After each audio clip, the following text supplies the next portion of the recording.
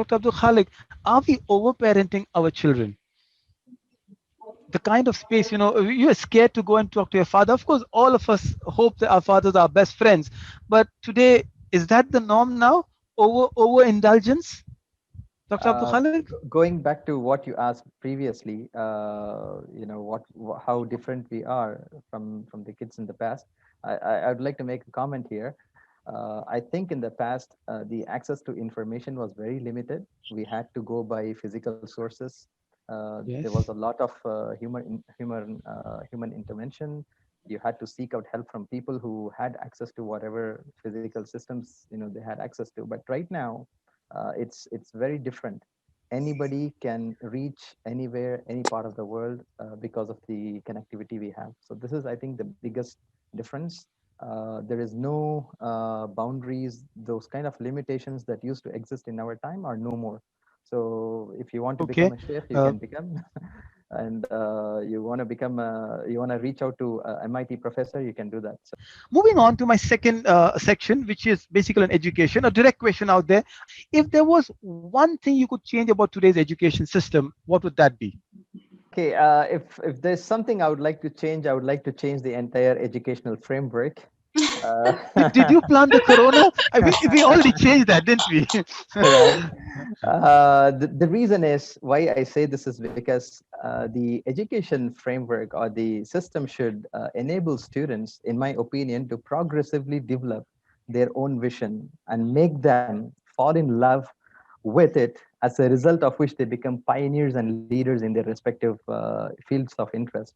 So what is happening right now is we are making them Slaves. modern day slaves, or what we call it as bonded laborers of corporates. So Wow. But including myself.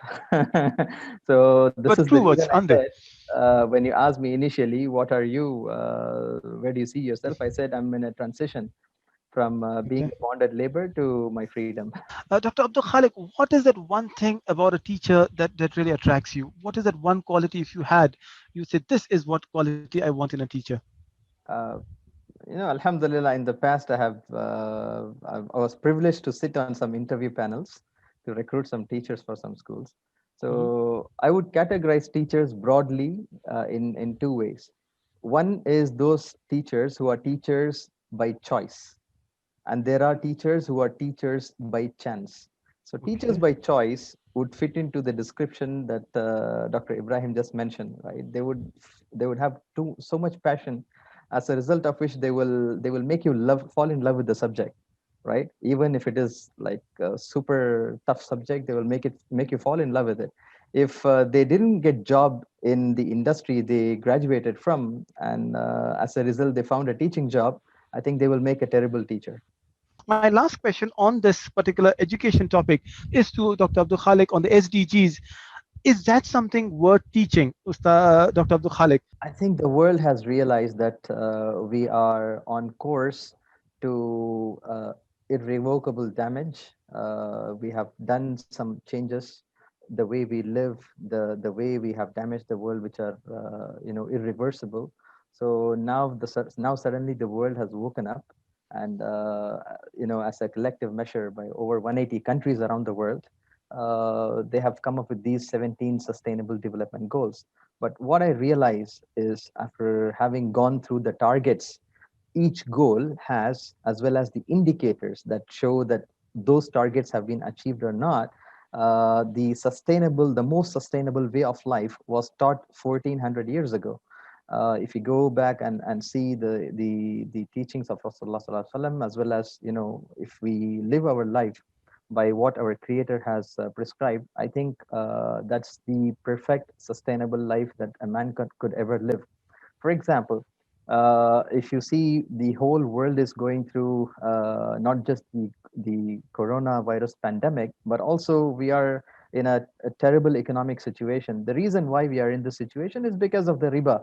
And if you eliminate this single factor, I think the world would be truly a better place. Imagine all the so-called third world countries who are suffering with huge debts.